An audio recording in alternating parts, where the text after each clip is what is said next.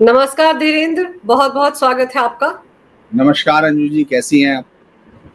मैं बिल्कुल ठीक हूँ, लेकिन आज बिहार विधानसभा चुनाव में जो पहले चरण के लिए नामांकन पर्चे दाखिल करने का आखिरी दिन है, कहाँ तो इंडी गठबंधन में अभी भी घमासान मचा हुआ है, लेकिन दूसरी तरफ बीजेपी ने तो अपने सबसे बड़े स्टार प्रचारक योगी आदित्यनाथ को एक दिन पहले ही मैदान में उतार दिया है। दो दो जगह उन्होंने रैलियां की और जो उनका स्ट्राइक रेट है धीरेन्द्र, उसको देखकर तो जो इंडी गठबंधन है उसमें बहुत से लोगों का सदमे में जाना तय है। देखिए, योगी आदित्यनाथ आज अगर हम लोग स्टार लिस्ट देखें, लिस्ट भी अनाउंस की है, लेकिन उनसे पहले उनकी सभा तय हो चुकी थी। तो ये बताता है कि बीजेपी उनको किस पोजीशन पे रख रही है चुनाव में जीत के लिए। बीजेपी किस अपने हथियार को सबसे सही जगह पर और सबसे ताकतवर हथियार को सबसे सही समय पर इस्तेमाल करनी चाह रही है। तो ये योगी आदित्यनाथ कम से कम बीजेपी के वो स्टालवर्ट हैं जिनको बीजेपी हारी हुई बाजी को भी जीतने में इस्तेमाल करती है। तो उत्तर, चूंकि ये जरूर है कि इतने दिन तक तमाम पार्टी के लोगों को भी ये समझ में आ चुका होगा कि ग्राउंड सिचुएशंस क्या हैं, बीजेपी का जिस तरह से चुनाव अभियान है उसका क्या इस्तेमाल होना है। विनोद तावड़े वहां है, धर्मेंद्र प्रधान वो है, देख रहे हैं इन तमाम चीजों को। तो मुझे लगता है कि ये तमाम ग्राउंड देखने के बाद ही ये तय किया गया होगा कि शुरुआत कैसे की जाए। मगध से शुरुआत हो तो फिर ऐसे शासक को भेजा जाए जो आलस्य और प्रमाद से मुक्त हो, जिसकी विजय का इतिहास हो। तो मुझे लगता है योगी आदित्यनाथ एक ऐसे बीजेपी के पास इस तरह का स्ट्राइक रेट वाला लीडर शायद दूसरा ना हो। अगर हम बिहार के 2020 के चुनाव की मैं बात कर लेता हूं तो 2020 में उन्होंने 18 रैलियां की थी, जिसमें से 12 जीती थी, वो तमाम सीटें 12 जीती। लेकिन हम स्ट्राइक रेट की बात अगर सिर्फ एक राज्य की करें तो अलग बात है। अगर आप चाहेंगी तो मैं बाकी राज्यों के बारे में भी बोल सकता हूँ। बाकी राज्यों की बात भी यहीं पर कर लेते हैं धीरेन्द्र, क्योंकि योगी को जिस तरह से उतारा गया मैदान में और जाते उन्होंने टोन सेट कर दिया है, विकास वर्सेस बुर्का, कांग्रेस को आरजेडी को बुर्का चाहिए। तो ये तो उन्होंने टोन सेट कर दिया कि वो किस तरह से धुआंधार तरीके से प्रचार करने वाले हैं। और इतिहास देखो ना आपका, जम्मू में उन्होंने जब प्रचार किया तो क्या हुआ, हरियाणा में, दिल्ली में, तो सब जगह उनका स्ट्राइक रेट तो सबसे ज्यादा रहा है ना। बहुत ही कमेंडेबल है, इसीलिए उन पर इतना भरोसा है बीजेपी को। महाराष्ट्र में उनका 100% रिकॉर्ड रहा, यानी उन्होंने जिन 11 जगह पर रैलियां की थी तमाम जगह पर उन सीटों पर बीजेपी जीती थी। उसी तरह जम्मू में 4 जगह किया तो 4 जगह जीती, दिल्ली में किया तो दिल्ली में, यानी उनका रिकॉर्ड जो है लगभग स्ट्राइक रेट 100% तक पहुंचता है। बिहार में जरूर जो शुरुआती 2020 का चुनाव बहुत ही क्लोज फाइट थी, उसके बावजूद वो 67-70% दे रहे हैं अगर उसको देखें। और सवाल ये है कि सिर्फ स्ट्राइक रेट से जब हम बात करते हैं योगी की, तो हमको लगता है कि हम योगी के प्रभाव को सही से आकलन नहीं कर पा रहे, क्योंकि योगी के कहे गए शब्द बाकी तमाम विधानसभाओं में रेटिफाई करते हैं, उनको आगे तक जाया जाता है, वो पूरे चुनाव की टोन बदल देते हैं, पूरे चुनाव का टोन सेट कर देते हैं। अगर वो बटेंगे और कटेंगे कहते हैं तो वो सिर्फ उस विधानसभा का लिए मतलब नहीं है जहां वो चुनाव का प्रचार कर रहे, वो वहां से मैसेज चलता है। और आखिर में महाराष्ट्र के जो मुख्यमंत्री अब हैं देवेंद्र फडणवीस, उनको कहना पड़ता है कि साहब वो सही कह रहे हैं, वो हिंदुओं को एकजुट होने की बात कर रहे हैं। फिर आप देखते होंगे उसमें विपक्षी कहते हैं कि साहब ये तो बहुत ही राजनीतिक तौर पर कमजोर हो गए हैं, नीचे गिर गए हैं और हारने वाले हैं, जबकि ये मालूम होता है कि योगी उस नारे के साथ ही उस पूरी लड़ाई को सेट कर चुके हैं। आज उन्होंने पूरी लड़ाई सेट कर दी। आज जब वो रैली कर रहे हैं तो विकास बनाम बुर्का, जब वो ये कहते हैं कि इन लोगों ने शरारत कर दी है, उन दोनों को कहते हैं बुर्के को लेकर, तो वो सीधे तौर पर इशारा कर रहे हैं कि वो जो यहाँ का चुनाव होगा बिहार का, वहां किस टोन पर चुनाव जाएगा। क्योंकि देखिए, नॉर्दर्न बिहार और जो सीमांचल है, जहां आप ओवैसी और साथ ही साथ मुस्लिम वोटर्स की इतनी संख्या देखते हैं, वहां वो एकदम सही परफेक्ट अपने मैसेज चुनते हैं, मैसेज देते हैं। चूंकि ये मैसेज दानापुर एकदम बिल्कुल बराबर वही पटना की सिटी है, तो वहां अगर वो ये कह रहे हैं तो आप ये मान लीजिए कि वहां से ये मैसेज आगे भेजा जा रहा है। योगी आदित्यनाथ ने अपनी पिच तैयार की। हालांकि मुझे इसमें एक और बड़ी इंटरेस्टिंग चीज ये दिखाई देती है कि सेम चुनाव पर योगी लड़ रहे हैं और ये मुद्दा मुझे लगता है कि खुद तेजस्वी देना चाहते हैं। अब वो भी इसी मुद्दे पर है, यानी एक ही पेपर सेट किया है और दोनों लोग उस पर खड़े होंगे, वो तमाम लोग भी वहीं, क्योंकि उनको मालूम है कि वो बुर्के जैसी बुर्के की बात करेंगे कि साहब बुर्का नहीं देखा जाएगा और वो ये बहुत ही एक समुदाय को टारगेट किया जा रहा है, तो उनको ये मालूम है कि बुर्के को जब जैसे ही ले ये शब्द योगी जी को मिलेगा वो पूरी लड़ाई ले सकते हैं। तो ये इसके बावजूद है, तो मैं ये कहूंगा कि ये चुनाव बड़ा ओपन हो गया। अगर बुर्के की बात योगी आदित्यनाथ कर रहे हैं तो योगी आदित्यनाथ ने उसको अपने शर्तों के साथ किया। उन्होंने आपने उनको दिया जरूर फुल टॉस, क्योंकि आपको जीत के लिए 7 रन चाहिए, तो आप ये सोचते हैं कि मैक्सिमम योगी आदित्यनाथ को टीम को उनको चाहिए 7 रन और हमने फुल टॉस मार दी, ज्यादा ज्यादा 6 देंगे, लेकिन वो ये जानते नहीं है कि आपने नो बॉल भी कर दी तो योगी को 6 भी मिल गया और वो भी मिल गया। तो आप जब बुर्के की बात कर रहे हैं तो योगी उसको जोड़ लेंगे, योगी ने उसमें जोड़ लिया है। उन्होंने कह दिया कि साहब ये जो है जो माफिया थे आप उनके नाम ले लो, मैं बता देता हूं, और उन माफियाओं के जो है ओसामा जैसे लोगों के नाम लेके वो बता रहे हैं कि वहां माफिया माफी मांग रहे हैं, वहां माफियाओं के घरों को जब्त करके उन पर मकान बना के गरीब लोगों को दे दिए हैं।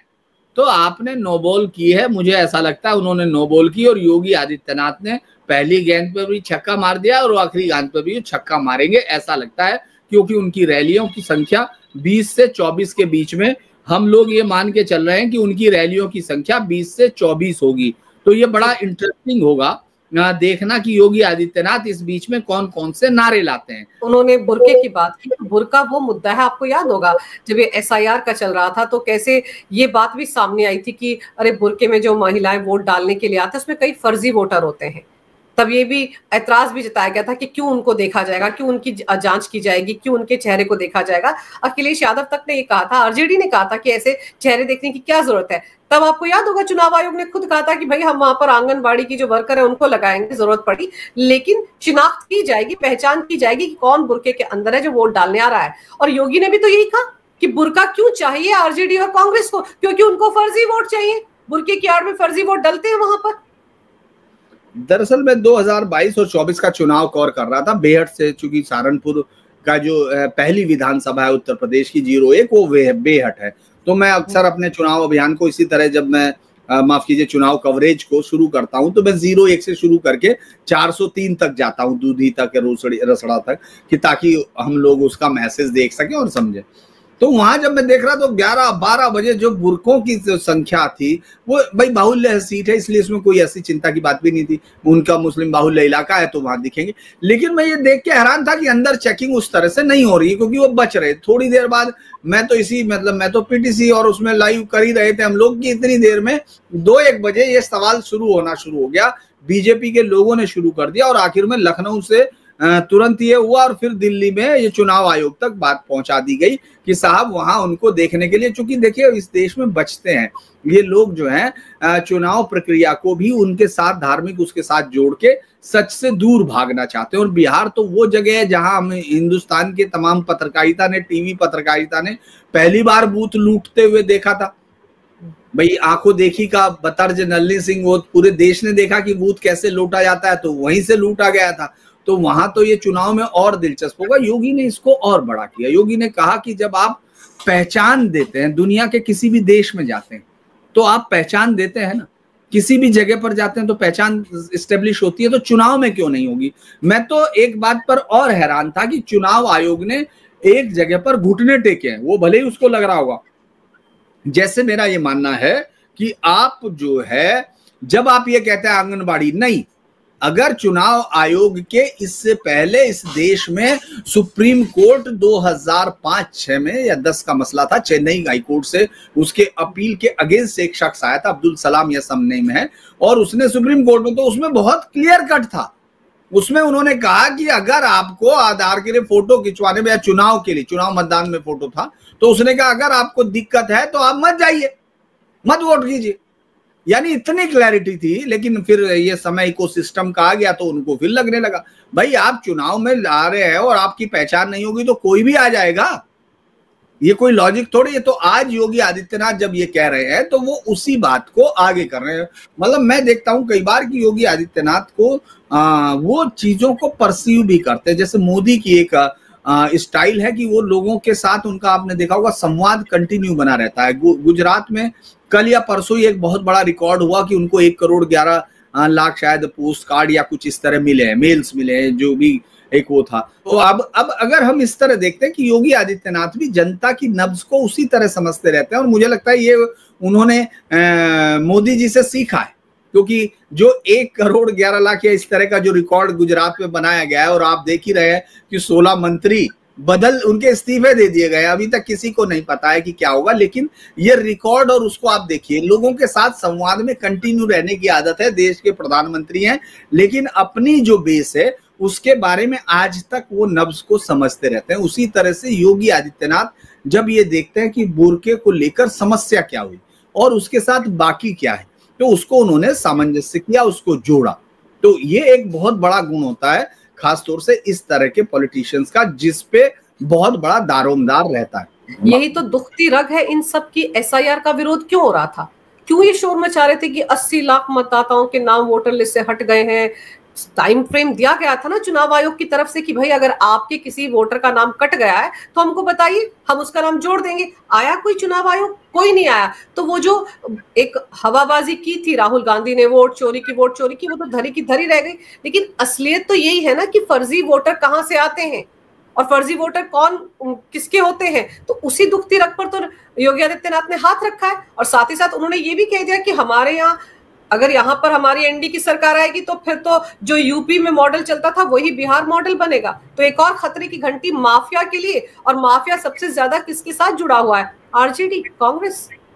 देखिए, शहाबुद्दीन हुआ, अतीक हुआ, मुख्तार हुआ या दाऊद हुआ, ये तमाम चेहरे नहीं है, मतलब ये आदमी नहीं है, ये एक पूरी कल्ट का प्रतिनिधित्व करते हैं, ये एक विचारधारा का प्रतिनिधित्व करते हैं।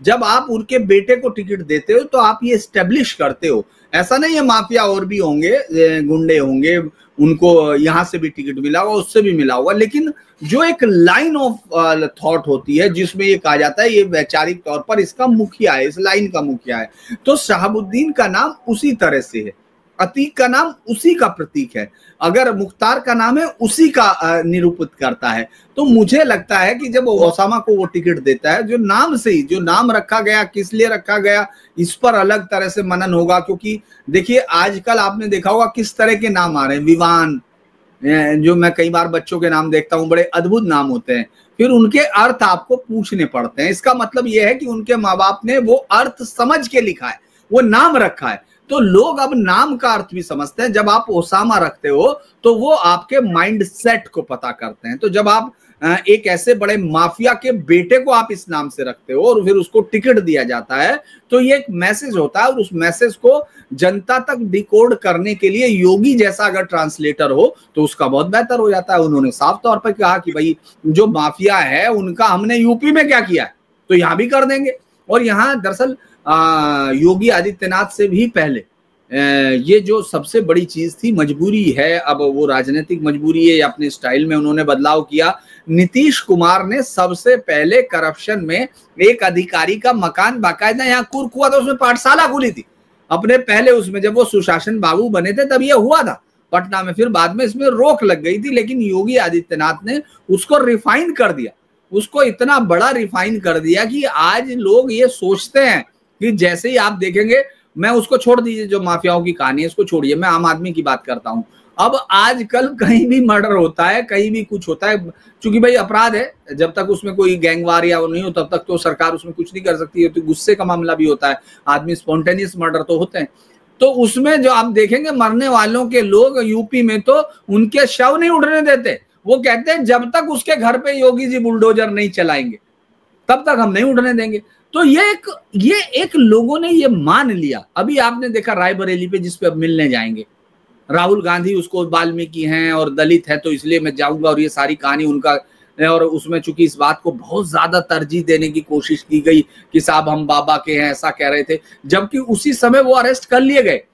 तो अब वो जाएंगे वहां राहुल गांधी, लेकिन उससे पहले ही हो गया, वो वहां के पांडे जी अपना मिला लाए, उन्होंने पांडे जी ने अपना कह दिया, तो वो जो महिला जिनके पति की डेथ हुई, जिन्होंने कह दिया कि बाबा हमको आप पे यकीन है, आप ही हमारा वो कर सकते हो, न्याय करो। दरअसल योगी के साथ जो एक विश्वास जुड़ गया कि ये जरूर करेंगे, और अभी तक मैं आपको ये कह रहा हूं, सीए के से शुरू हुआ, उनका टेस्ट होना शुरू हुआ और वो लगातार अपने टेस्ट में पास हो रहे हैं, विद फ्लाइंग कलर जा रहे हैं, तो लोग एक विश्वास जोड़ लेते। तो ये एक बहुत बड़ी बात होती है अगर कोई पॉलिटिशियंस अपने यकीन को बनाए हुए है। और आप ये सोचिए कि उत्तर प्रदेश में महिलाएं और बच्चियां, वो अक्रॉस पार्टी हो, वो अक्रॉस कास्ट हो, कहीं भी, वो सिर्फ कहती हैं कि योगी आदित्यनाथ हैं, बाबा अगर वहां हैं तो छेड़ने वाला पिटेगा। और मैं तो सोच के हैरान हूं कि चूंकि योगी आदित्यनाथ को मालूम होगा, भाई हमको नहीं मालूम है, लेकिन उनको तो फाइल में नोटिंग होगी ना कब जाना है बिहार। वो 2 दिन पहले जब ये कहते हैं, जब उनका ये बयान आता है कि यूपी में अगर आपको यमराज का टिकट कटाना है तो जरा किसी बच्ची को छेड़ के दिखाइए किसी चौराहे पे, अगले पे आपका टिकट कटा मिलेगा। अभी 2 दिन पहले बोल रहे थे और 2 दिन बाद वो वहां पहुंच गए। तो ये बात जो है, मुझे लगता है कि बहुत सारी तरीकों से उन्होंने अपने मैसेज को क्लियर किया है, ये बताया है वहां की जनता को कि हम जो इस सरकार को बनाने के लिए ये करने आ रहे हैं, प्रचार करने आ रहे हैं, हम ये भी कोशिश करेंगे कि जो सरकार का जो हमारा मॉडल है बच्चों के लिए, वो अच्छा काम करे। एक और बात मैंने बहुत देखी, अभी हमारे सहयोगी, चूंकि पुराने सहयोगी, अभी अलग तरीके से उनको मोदी नमोनाइटिस जो कहते हैं कि नमोनाइटिस नहीं हुआ है मुझे इस तरह के लोगों में, तो मैं उनका एक ऐसे ही वीडियो देख रहा था जो कि आंखों के सामने आ गया। वो बेचारे सुबह ही पहुंच गए महिलाओं के बीच में, बच्चियों के बीच में जो तैयारी कर रही थी पुलिस की, और उनको ये उम्मीद थी कि ये तमाम लोग जो है आरजेडी के लिए होंगे, क्योंकि वो तो लड़कों की बात कर रहा और पेपर की बात कर रहा। वो लड़कियां थी, महिला सिपाही की तैयारी कर रही थी, और सिर्फ एक को छोड़ दो, और उसको फिर बाकी सबने चुप किया क्योंकि वो जाति आधार पर उनको लगा, उन्होंने बोला कि वो उसलिए पक्ष ले रही है। आप ये हैरान होंगी, मैं हैरान था। ये अच्छी बात है कि उन्होंने दिखाया, ये भी अच्छी बात है। तो वो सब की सब ये कह रही कि देंगे वोट नीतीश को, जी देंगे वोट नीतीश को। नीतीश का अपने आप महिलाओं का जो है उन पर यकीन है, वो पहली साइकिल उनको दी, पहला सत्ता में हिस्सेदारी दी, नौकरी में दी। और ऐसे में अगर योगी आदित्यनाथ जैसा शख्स पहुंच के कहता है कि हम सुरक्षा को उस लेवल पर ले जाएंगे कि माफिया माफी मांगने लगेगा, तो फिर मुझे लगता है कि चुनाव एक तरफ होता ही है। लेकिन योगी ने एक बात और कही, उन्होंने कहा कि क्या आप अपने घरों में घुसपैठियों को आने देंगे? जब आप अपने घरों में नहीं आने देते तो अपने देश में क्यों आने देते हैं? और घुसपैठियों का मुद्दा तो बहुत बड़ा मुद्दा है ना। आप देखो झारखंड से सटा हुआ जितना भी इलाका है सीमांचल का, यहाँ पर जो डेमोग्राफिक बदलाव हुआ है धीरेन्द्र, वो किस वजह से हुआ है? घुसपैठियों की वजह से तो हुआ है। आसानी से बांग्लादेश से पश्चिम बंगाल में घुसते हैं और बिहार में लाकर उनको बसाया जाता है। फर्जी वोटर भी तो वहीं से पैदा होते हैं। देखिए, घुसपैठियों वाले मुद्दे को उन्होंने परसेप्शन को लेके कोशिश की, क्योंकि अगर हम देखें अभी तक चुनाव आयोग ने कोई आंकड़ा नहीं दिया, घुसपैठिए कितने आए, कितने वोट काटे, आपने नहीं दिया। तो ये एक बहुत क्लियर व्यू ये है कि वो परसेप्शन को बिल्ड कर रहे थे। जो परसेप्शन है, क्योंकि सीमांचल में कितने लोगों के वोट कटे कितने, क्योंकि ये कहा भी नहीं जा सकता, क्योंकि इस देश में हर एक जिले में, खासतौर से जो अल्पसंख्यक बाहुल्य जिले हैं, जो इसके बावजूद कि वो 70% हैं तो भी वो अल्पसंख्यक हैं। इस बात पे अश्वनी उपाध्याय की इतने दिन से सुप्रीम कोर्ट में रिट पड़ी है, उस पर कोई बात नहीं हो रही है कि भाई जिले के हिसाब से देखिए आप कौन कहाँ अल्पसंख्यक है, उसको फायदा तब दीजिए। लेकिन चलिए अगर हम लोग देखें कि अल्पसंख्यक बाहुल्य, क्योंकि ये शब्द अपने आप में बड़ा एक दूसरे को काटता है, तो वहां आप देखेंगे एक तरह से फर्जी राशन कार्ड, फर्जी आधार कार्ड बनाने की फैक्ट्रियां हैं। वो इतना इजी बना लिया लोगों ने, तो इसीलिए बहुत मुश्किल था बहुत।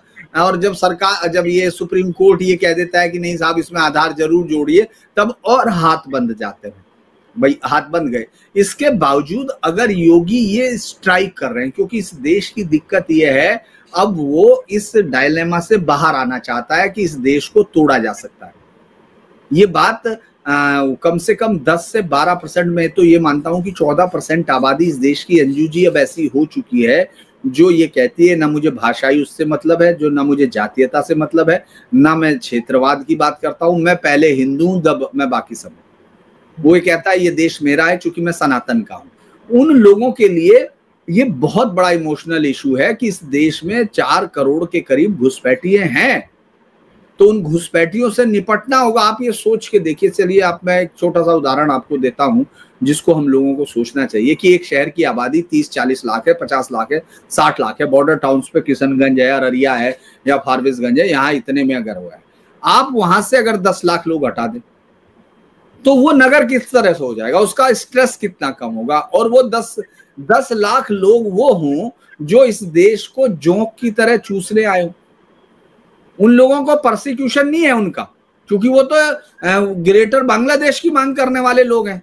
वो तो इस तरह के लोग हैं जिनको याद आ रहा कि शाह सुल्तान उसने ये कर दिया था, उसने ये काट दिया था।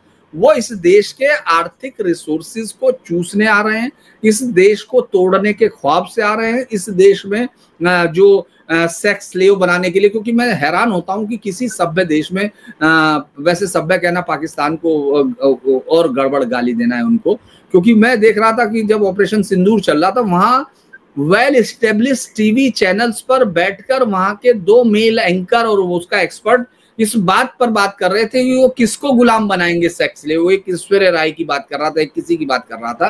तो इस तरह की जहनियत के लोग, वो जो घुसपैठिए हैं, उनकी जहनी तालीम यही है। तो ऐसे में जब योगी ये कहते हैं तो लोगों पर इसका असर करता है, क्योंकि लोग जानते हैं ये घुसपैठिए क्या कर सकते हैं। ये बात आपको सीमांचल में दिखाई देती है। मैं बहुत सारी चीजें हम लोग नहीं बोल सकते जो हम लोग वहां के लोगों से मुंह से सुनते हैं, वो इतनी खतरनाक चीजें होती हैं, लेकिन सरकार को तो मालूम है, वो तो जानती है, और जो लोग वहां हैं वो भी जानते हैं। तो लिहाजा जब योगी बोलते हैं घुसपैठियों को आने देना, तो वो अपील करता है, वो जातीय बैरियर तोड़ता है, वो जाति से बाहर की चीज है। आप ये समझिए कि ये जो है तेजस्वी यादव या कांग्रेस या फिर उनके साथ सैनी, तो अभी उसके साथ लड़ाई भिड़ाई हो रही है, वो पता नहीं उनके साथ रहेगा नहीं रहेगा या जो भी है। अगर आप ये देखते हैं कि आप ये देखिए कि आपका वोट बैंक क्या है, वो माई के बाहर नहीं जा रहा है, उनको माई समीकरण के अलावा कुछ दिख नहीं रहा है। वो जो जातियां हैं, जैसे सपोज कीजिए उनके पास कौन सा विजन है कि 10 लाख नौकरियां देंगे, हर घर में नौकरियां देंगे। दुनिया के ऐसे एक देश का उदाहरण दीजिए जिसकी आबादी करोड़ों में हो और वहां हर घर से सरकारी नौकरी हो। दुनिया का जो दिवालिया स्टेट है, जिसके माइग्रेशन के चलते लोग जहां आर्थिक रिसोर्स के लिए चलते हैं, नौकरी करने जाते हैं, बाहर पहुंचते हैं, विदेश, वो देश के अलग अलग हिस्सों में सबसे ज्यादा अगर किसी एक राज्य का माइग्रेशन है तो वहां से जी। वो कह रहे हैं कि मैं हर घर में नौकरी दे दूंगा।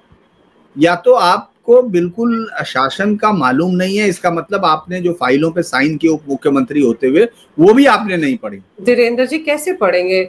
8वीं पास या 9वीं फेल इंसान कितनी पढ़ाई कर लेगा? ये तो बिल्कुल वैसा ही वादा हुआ ना, जैसे कि लोकसभा चुनाव के दौरान राहुल गांधी ने कहा था खटाखट 8,500 रुपए हर महीने की 6 तारीख को आपके खाते में आ जाएंगे। वो खटाखट के बाद तमाशा देखा था कैसे कितनी जगहों पर महिलाएं कतारों में खड़ी हो गई थी बुर्का पहन करके, हमको पैसे दे दिए जाए, हमसे तो साइन करवाए गए हैं। तो इसी तरह का ड्रामा होगा। लेकिन आप ये देखिए कि जो रैलियां अभी पिछले कल 2 जगहों पर योगी आदित्यनाथ ने की हैं, कैसे महिलाओं की भीड़ उमड़ी हुई थी। और आप सोचो कि महिलाओं में कितने ज्यादा लोकप्रिय हैं योगी आदित्यनाथ, क्योंकि वो देख रहे हैं कि यूपी में कैसे कानून व्यवस्था को उन्होंने कंट्रोल किया है। तो उनको लग रहा है कि बिहार में भी एनडी की सरकार जब फिर आती है तो कम से कम वहां पर इस तरह का मॉडल अगर आएगा यूपी का, तो महिलाएं भी बेखौफ होकर सड़कों पर चल सकती हैं। देखिए, अभी कुछ समय से वहां ये दिखाई दिया है कि जैसे कानून व्यवस्था आपने देखा होगा एकदम आउटपर्सा हुआ, एकदम स्पर्ट हुआ, लेकिन फिर उसके बाद थोड़ा शांत हुआ, जो नॉर्मल चल रहा था थोड़ा सा।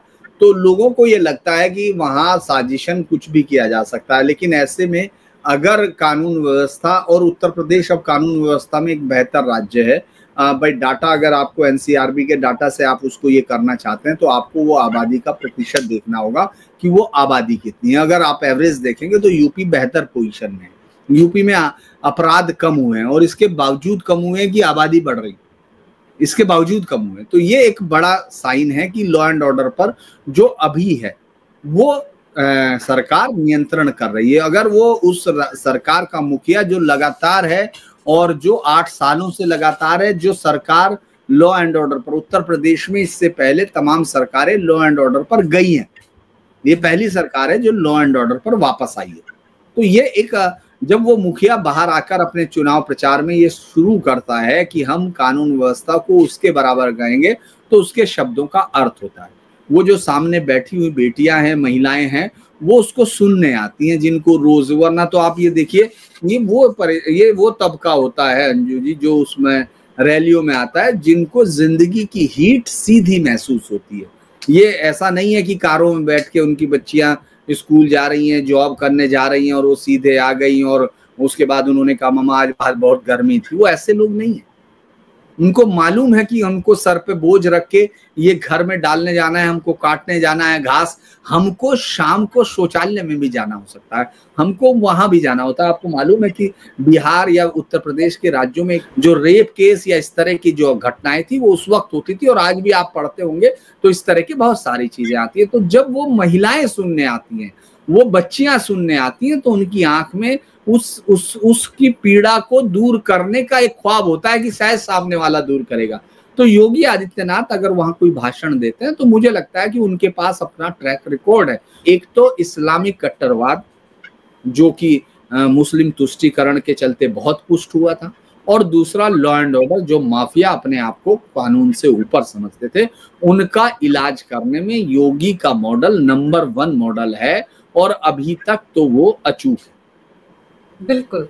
और ये जो नंबर 1 मॉडल है, इसी का ही एक झलकी जो है अपनी बातों में योगी आदित्यनाथ रैलियों के दौरान दिखा रहे हैं। और बीजेपी ने तो हम कह सकते हैं अपने हिंदूवादी फायर ब्रांड नेता को मैदान में उतार दिया है। और दूसरी तरफ अगर इंडी गठबंधन की बात करो तो अभी भी सीटों को लेकर मारामारी मची हुई है, और 20 जगहों पर, 20 या 22 जगहों पर रैलियां करने वाले हैं आने वाले दिनों में योगी आदित्यनाथ। तो ये माना जा सकता है कि 20 और 22 सीटें तो कहीं नहीं गई, कम से कम इन सीटों पर तो बीजेपी ने अपनी जीत, मुझे लगता है, चुनाव होने से पहले ही दर्ज कर ली है। आपने समय निकाला इस विषय पर, बहुत ही महत्वपूर्ण जानकारी मेरे दर्शकों को दी। धीरेन्द्र, आपका बहुत बहुत धन्यवाद। नमस्कार। भारत माता की जय हो। वंदे मातरम। जय श्री राम। जय श्री राम।